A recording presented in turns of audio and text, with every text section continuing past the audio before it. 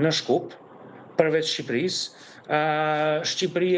Republika e Shqipërisë nuk ka prezencë serioze mediatike, do të thonë korespondentura të agjencioneve të lajmeve shtetërore, të radiotelevizionit shtetërore, kështu me radhë janë, si të thuash, lënë për të dëshiruar. Pra kjo është më tepër çështje simbolike se sa qenësore. Nuk besoj se njerëzit nuk e kuptojnë këtë gjë, për shkak se këto ndodhen në një, të kisha thënë, një periudhë 10-15 vjeçare, reciklohen. Janë, si thojnë anglisht, photo opportunities, kozmetik, simbolik, asgjë qenësore. Po pra, por duket se këto kohët e fundit, kjo arenë përplasjesh dhe kjo ndërhyrje e fortë që e ka përçarë edhe më shumë dhe dobësuar faktorin shqiptar në qeverinë e Maqedonisë së Veriut, kjo është fakt tashmë. Duket se i ka krijuar më shumë hapësirë ndikimit serb dhe përfitimit të Serbisë, agendave serbe, siç e thekson edhe raportuesi për Maqedoninë e Veriut Parlamentin Evropian në raportin që pritet të miratohet me datën 8 korrik. Mendoj se ndikimi serb në politikën e Maqedonisë së Veriut është konstant. Pse ka pasur më herët zëvendës kryeministër serb në Maqedoninë të Veriut?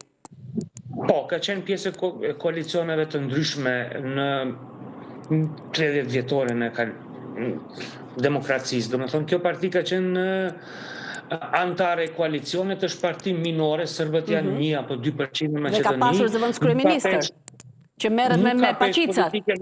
Mendoj se është po ashtu çështje simbolit pjesëmarrja, më e rëndësishme, më e qëndrueshme është se maqedonasit etnik janë pro-serb në një masë të madhe. Kjo është rezultat i ish Jugosllavisë, rezultat i lidhjes jugoslave, do kisha thënë, të cilën Maqedonia funksionon për dikund 80 vjet.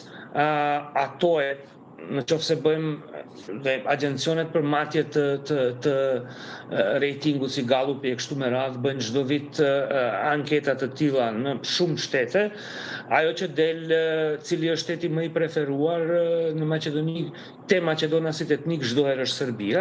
Është tjetër gjë kjo dhe tjetër gjë të kesh zëvendës kryeministër një përvajsues të një minoriteti të papërfillshëm serb. Do më thënë baraz me shqiptarët, që janë 30%. Po, shqiptarët i kanë 6 ministra, ndërsa minoriteti serb... Po them në zëvendës kryeministër, në nivelin e lartë. I cili është pjesë e koalicionit para zgjedhor të VMRO-DPM-n, se ka një ministrin për sistem politik, i cili ka edhe pozitën e kryeministrit. Është çështje e tyre se si i ndajnë dikasteret, mirë po është fakt se ministri i cili është pjesë e kësaj qeverie është haptazi pro-rus dhe është haptazi në pozita kundër Kosovës, kundër NATO-s. Do ta keni parasysh se pozita pro-ruse në opinionin publik në Maqedoni, nuk them se e jap si fakt, jo si referencë, është dikund 30-40% të popullit, ose rreth gjysma e maqedonasve etnik, janë pro-rus. Kemi në parlament parti pro-ruse, e cila ka 6 deputet, dhe cila nuk i vjen mbare për atë punë, është, do të thonë, haptazi pro-ruse. Në opinion keni, e tillë është pra shoqëria, nuk turprohen nga ajo që janë... Jo, absolutisht jo, mua më shqetëson pjesa shqiptare, se nuk është se më shqetëson fare se çfarë bëjnë maqedonasit me veten e tyre dhe me identitetin që ju vihet në diskutim nga çdo shtet fqinj, pra njërë nga Greqia, njërë nga Bullgaria e kështu me radhë.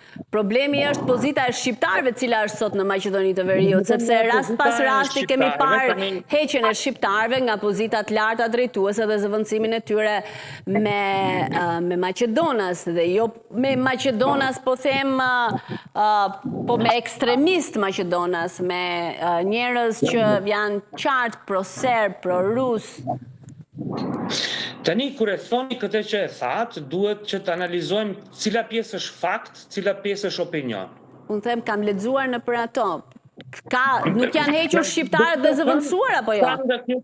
Sa nga kjo që thoni është fakt, sa nga kjo që thoni është opinion i cili qarkullohet në media për narrativa të ndryshme E kuptoj.